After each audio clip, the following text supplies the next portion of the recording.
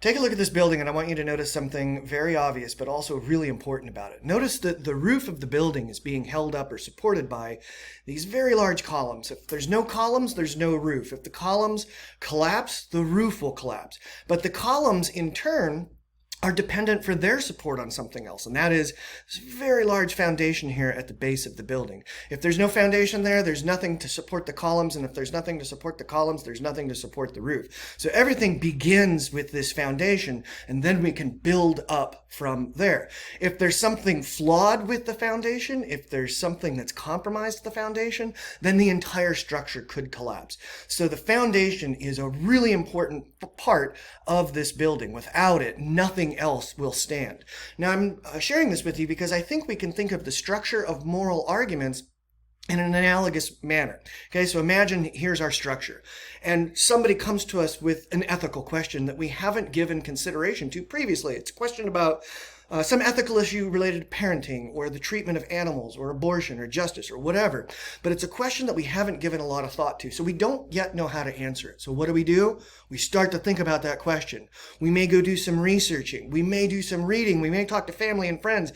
And as we work through this process, we're going to start getting clearer about what we think the answer is. And at some point in this process, we're going to come to a conclusion.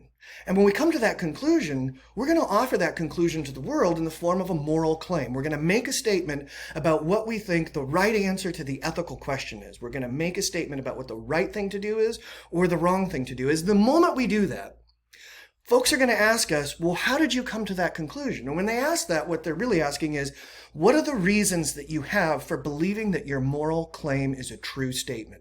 And we're going to offer them reasons. We're going to share with them what we discovered in all of our researching and our reading and our discussions with people. And we're going to share with them the reasons that we think justify the moral claim we've made.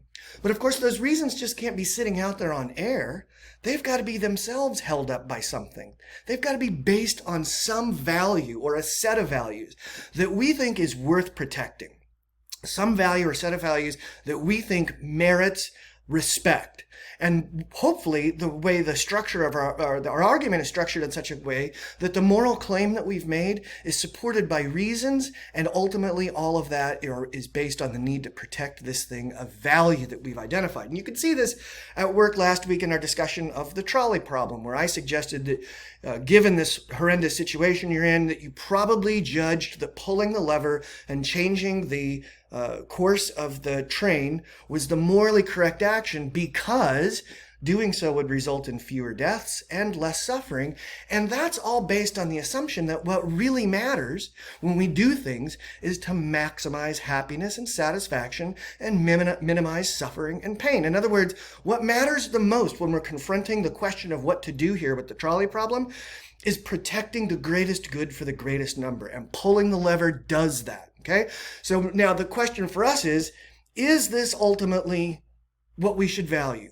Should our ultimate value be the greatest good for the greatest number? Because if so, then maybe our work is done and we can just quit the course right now.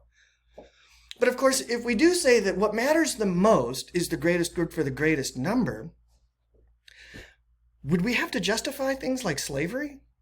Because there's some forms of slavery we could argue create the greatest good for the greatest number. They maximize happiness and minimize suffering.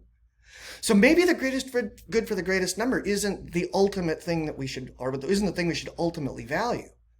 But that raises a question. What should we value? Because we've got to be able to go forth into the world and make moral claims about what the right and the wrong ways to live are. And we've got to be able to support those moral claims with good reasons. And those reasons have to be rooted in really clear, defensible values. And that's the question that we're going to start taking up this week. What value belongs in as the foundation for our moral judgments?